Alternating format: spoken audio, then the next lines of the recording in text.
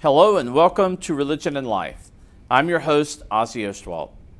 Dance has been a part of religious ritual and worship since ancient times, probably from the beginnings of religion itself. Part movement, part music, part art, dance is ideally suited for spiritual and religious purposes because of its symbolic and aesthetic value. My guest today, Samantha Stone, is a dancer, choreographer, musician, and artist. And I'm looking forward to hearing what she has to say about the role of dance and spirituality and religion. Welcome, Sam. Call you Sam? Yeah, Sam is good. So nice to have you on our campus. You're a brand new faculty member in the Department of Theater and Dance. Yes.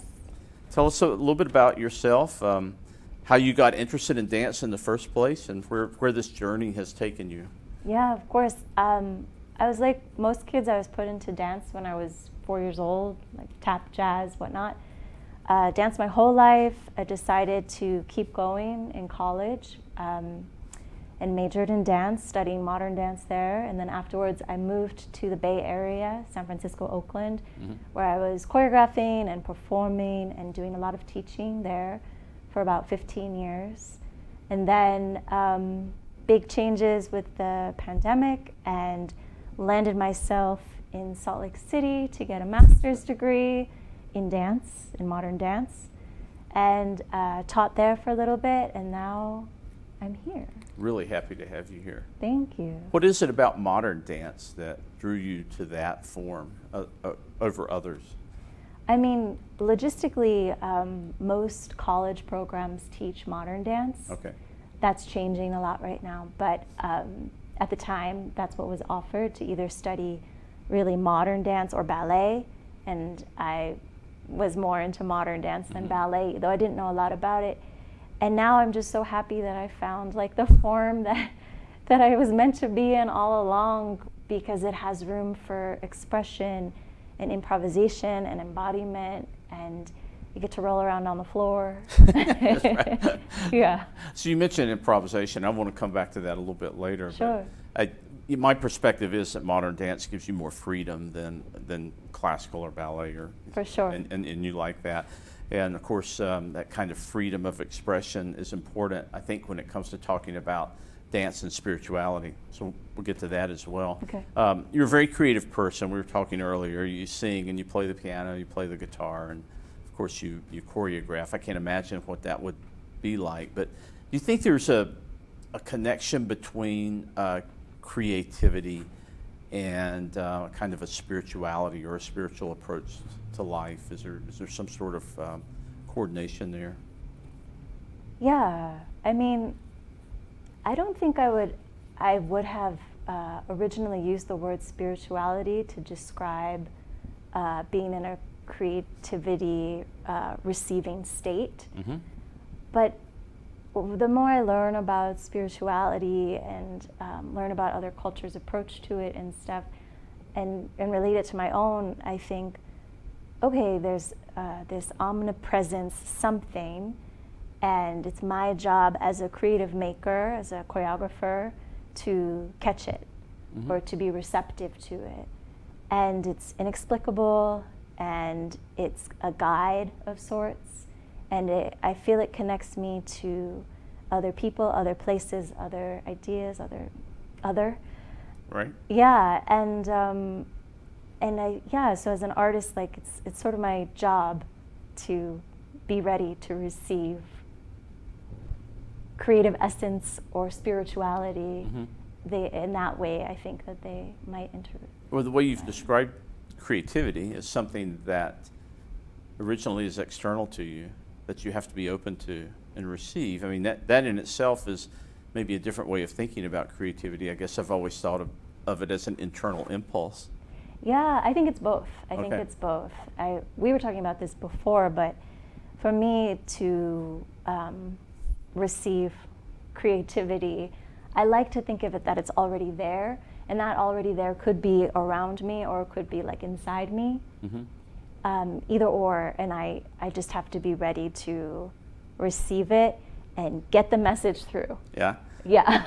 Well, yeah, I don't want to put words in your mouth, but that's the way religious people talk about spirituality, or spiritual people talk about experiencing other kind of forms of reality. So there's a lot of language here that sounds very familiar to me. Yeah, I could see that. So what do you think it is about dance or movement in general that becomes or has become a conduit in religion for spiritual experiences and spiritual exercises? Is there something about the bodily movement itself, or? Yeah, I mean, so you want your senses ready or aware, and if you are only using your brain, perhaps you're a little cut off from receiving what could also come through the body. So we in dance, we talk a lot about the body-mind and how there is no division between mind and body, and so we're using all of our selves and within us as well to sense what's there and receive it, like I'm talking about. Mm-hmm. So yes, it's a physical form. We are not just sensitive with our brains, but we're sensitive with our bodies. And so I think maybe, and I don't know a lot about religion and dance historically, but I could see why music and movement would be an open channel for receiving something. Well, it's a multi-sensory exactly experience, and it can invoke probably all five senses in some circumstances. Yeah.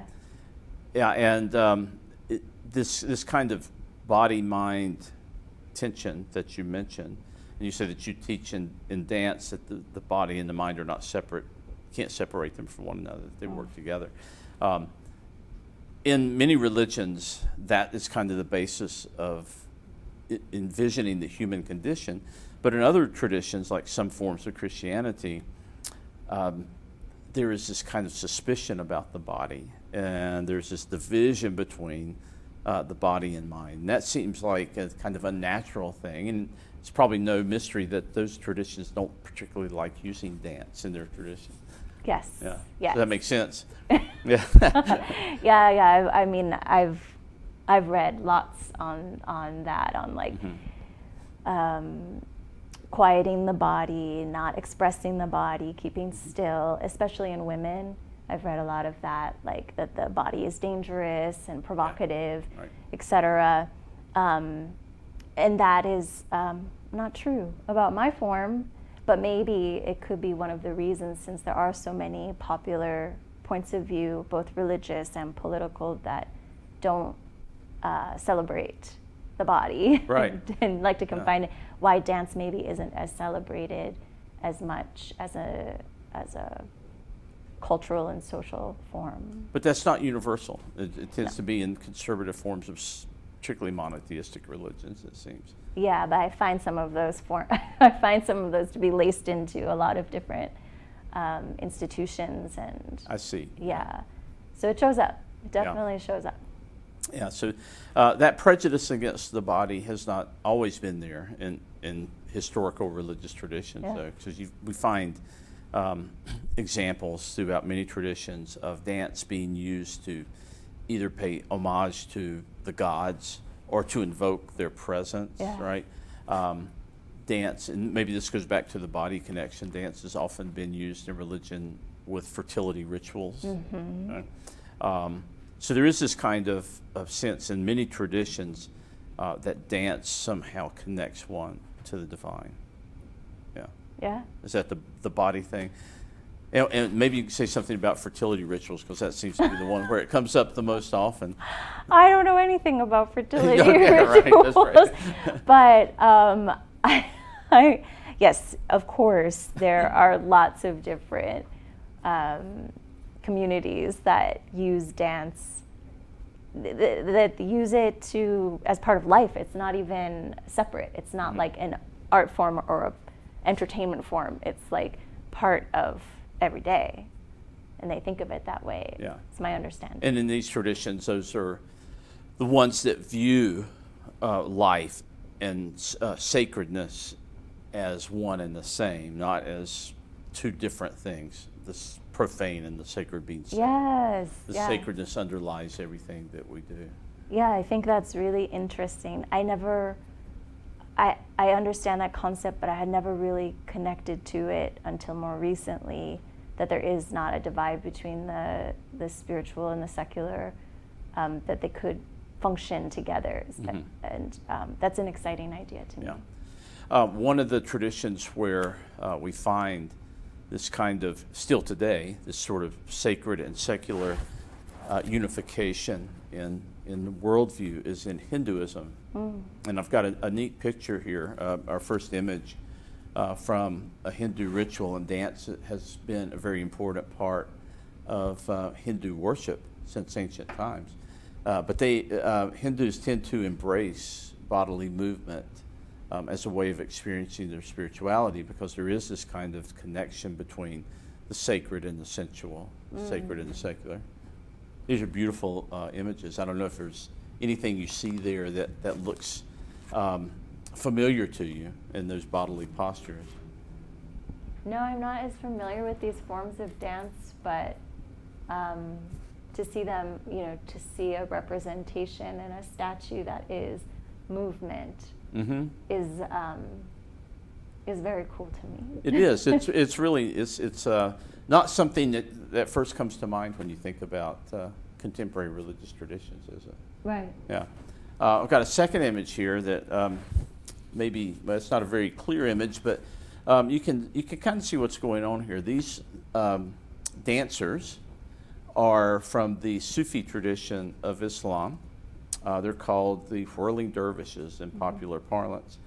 And they spin, as you can kind of notice here that movement is a spinning movement, and kind of work themselves into a state of consciousness that is not normal consciousness. We maybe an ecstatic state even. Yeah. Is that something you've ever experienced? I know you're not dancing for religious purposes, but is there a kind of state that you've ever achieved in the moment of dance that you might call, I don't know, extrasensory or some other altered state of consciousness? For sure. Yeah? Yeah, it could be hard to speak about, I think, but there's something about when you're so in it, and it usually comes for me in a improvisational space, but sometimes during performance too, where that if things feel a little suspended, and that your choice making is very clear, and that your understanding what's around you is quite clear as well. And I mean, I don't know if that's the same, but to me, I don't get that every day. Right. So it's very special, and that's when you can start to link into the other dancers around you. And it's super special, actually. Yeah. Yeah, well, I think that's very similar to how people describe what they often feel if they're describing something like possession by a spiritual force, and that's coupled with dance. That this kind of bodily experiences welcome in this other kind of realm of experience and leads to these altered states, like the Sufis, right? Next picture, please. Let's see. We've got, I bet you've never seen this one. No, what's this? These are the 19th century Shakers. They were a Protestant sect in America known for their community dances here, and they were very ritualized and choreographed, and they could lead to these kind of ecstatic states of consciousness and fainting, but really interesting movement. But the central part of their worship was this dance experience. And what sect of religion is that?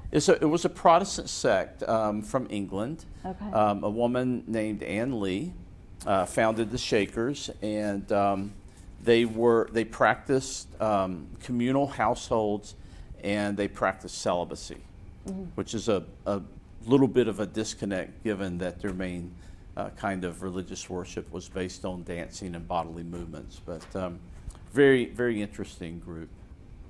And let's see, we've got another picture here, I think. Something that I'm more familiar with from my background, if we can get that last image up, is, here we go. People in a worship service, they're not exactly dancing, but you can see that they're raising their hands, and if this were a video, they would be swaying and moving around. This is kind of from a charismatic tradition of Christianity.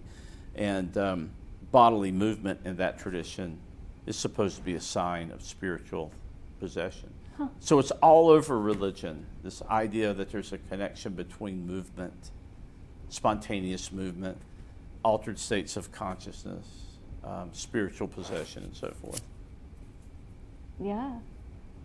Dance is everywhere. Dance is everywhere, I know. So in your work, all right, let's talk about your work in particular. We've been talking about my bailiwick for a while. So I wondered, I want to get to a particular dance that you choreographed and performed called Spirit. And this is really kind of what caught my attention about your work in the first place. But I'm just wondering, and you've mentioned something about improvisation already. Are there ways that in your work of creation or choreographing or in the moment of the performance, that what you're doing invokes some of these ideas that we've been talking about? And I'm particularly interested in what you mentioned about improvisation. What do you think, what is it about improvisation in particular that leads to these kinds of experiences that you've described? Spirit was a piece that I created a couple of years ago. It was actually in response to a course that I took about Black dancers in ballet. Mm-hmm. And that led us to learning about Black dance in general and Black aesthetics, etc. And in that course with Dr. Gisele Dean, she taught us about this idea of epic memory within Black communities. And when she was describing what it was, which is, and I'm so sorry if I don't fully fill in this idea, right. But as I understand it, there's an unspoken sort of connection or spirituality between different Black people that runs all the way back to their ancestors in Africa, and it's this connection that is felt between folks, and also dance is a way to bring it forth, and it's not a religious thing outside of a secular thing. It's spiritual and secular together. Right. And so, anyways, I am not a Black person, but I started thinking about this concept in relation to my own culture, and I'm a Jewish person, and I wanted to be careful to not, take this idea outside of its context and place it on me. Sure. So I decided to go into a studio and listen to a lot of Lithuanian music. Lithuanian music is my roots. Most of my family's from there. And so I decided I would just listen to the music and improvise and see what came up, see what I could catch and see what was familiar, and see if through that music and my movement I could feel any connection to my ancestors and my culture. And it was a really beautiful experience. I was feeling a lot of familiarity, actually, in moving this way to this music that I'm not that familiar with, but like somehow felt like it was in my bones or something. Yeah. And what came out of it, I found so much. Like I received so much. I found joy. I found strife. I found resilience. I found like a never-ending cycle and being stuck inside of it. I found like a lot, and anyways, that was improvisation, receiving it, and so then I used that and set a score, which is like a loose map for your improvisation, and used it to perform Spirit, which has one more joyful section and one more somber section, and in between a sort of like conflicted section. Right.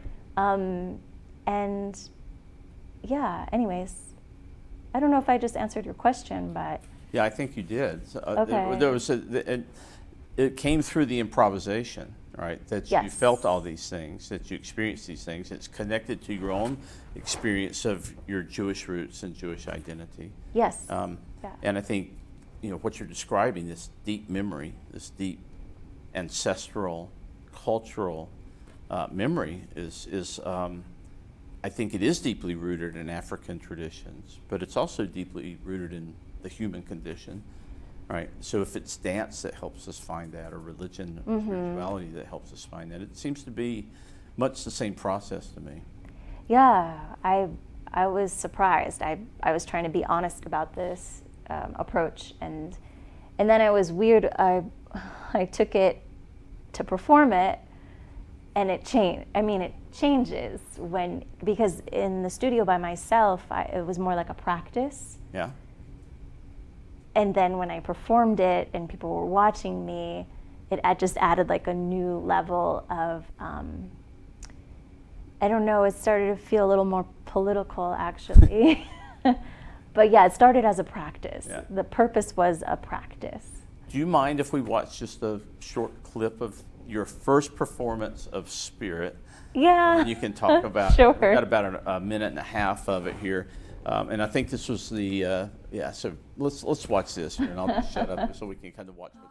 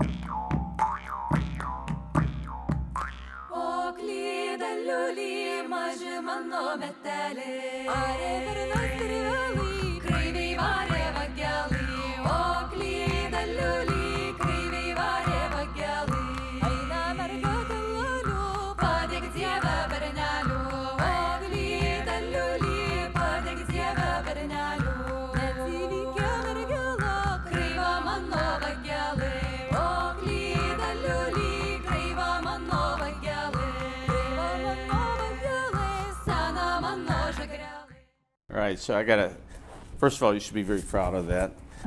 This is from the joyful part. Yes, right? this is the joyful part. The joyful part. And a couple things I got to say is, first of all, it's pretty athletic.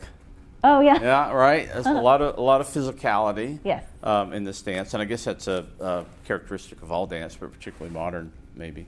But what's not obvious here, which is so interesting, is that this first performance of Spirit was performed on a Passover table following a Passover meal. Yeah. So what possessed you to do that? And I didn't mean, there's no pun there, but how did that idea come to you? What were you trying to convey with that? Passover, I celebrate Passover every year. It's one of my favorite holidays, and I consider myself like a cultural Jewish person more than a religious Jewish person, but I love celebrating the holidays, and I happen to be in Salt Lake City, Utah, where all of the friends that I made had never, they didn't really know many Jewish people, and they definitely had never been to a Passover Seder. So it was really special for me to invite them over and do this entire tradition of mine and share that with them. And then, Passover is about a lot of things. It's got a huge amount of symbolism to it, but mainly it's about, the Jewish people and escaping slavery. Right. And so I thought it'd be nice to get up on the dinner table and show them a dance I had just made, a little unplanned, But I was working on it, and I thought, oh yeah, this is great. Like, I'm just going to jump up there and show them this joyful dance, this part of Judaism where I love to celebrate who I am and show them, and be loud about it, because I sometimes feel a little more quiet about it when I'm more in the minority. Mm-hmm.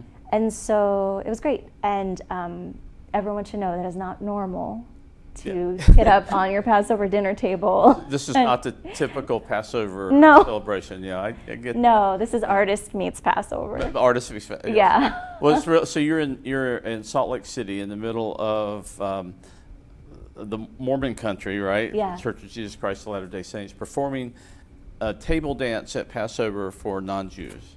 Yes. Okay, that's about as wild as it gets in religious studies. No, it was great. They were lovely, and at first I think my friends were a little nervous coming to the Seder or the Passover dinner, because they didn't know how to act, or they wanted to be respectful. But that's hilarious to me, because Passover is really kind of fun in my family, in my tradition, and so it was fun to share that with them, and that we drank, and then I danced, and that's what happened. In that order. That was the order for sure. So I'm going to read the program note that goes with Spirit, because I think it's such a powerful statement. Yeah. And you mentioned that the second part of the dance is more somber, and yes. I think this quote kind of captures that solemnity that characterizes the next part of the dance. Not by might, not by power, but by Spirit alone. With soft resilience, I dance for peace. I am Jewish. I am heartbroken. I am not alone. Ceasefire. Very powerful statement. Yeah, that wasn't in the original. So I performed it again more recently, within the year, during what's happening right now in the Middle East. And I once again felt a little bit nervous to share my religion with people, because it gets conflated with what's happening in Israel, and it's a little bit different in my eyes, very different, actually. And so anyways, I wanted to share not only how I do feel quite upset about the war that's going on, and I do believe that there should be a ceasefire, but I also wanted to share the joy and celebration of being Jewish. And so there's it's a little conflicted there. Do I hide that joy during this time? Is that the respectful thing to do? Or do I need a little reminder that the feelings that I'm having and the complexity of the whole situation is felt by other people in my culture? And yeah, I think it's important to connect. It's been helpful. And you captured that beautifully in the dance. If we had time, we'd show the rest of it. But we don't have time. We're out of time. I hope you continue, and I know you will, to produce these beautiful and powerful works of dance. Yeah. I really appreciate you being with me today to talk about this. Yeah, it's been a pleasure. Great. Well, until next time, this is Ozzie Ostwald. I hope you'll join us next week on Religion and Life, right here on App TV. Until then, goodbye.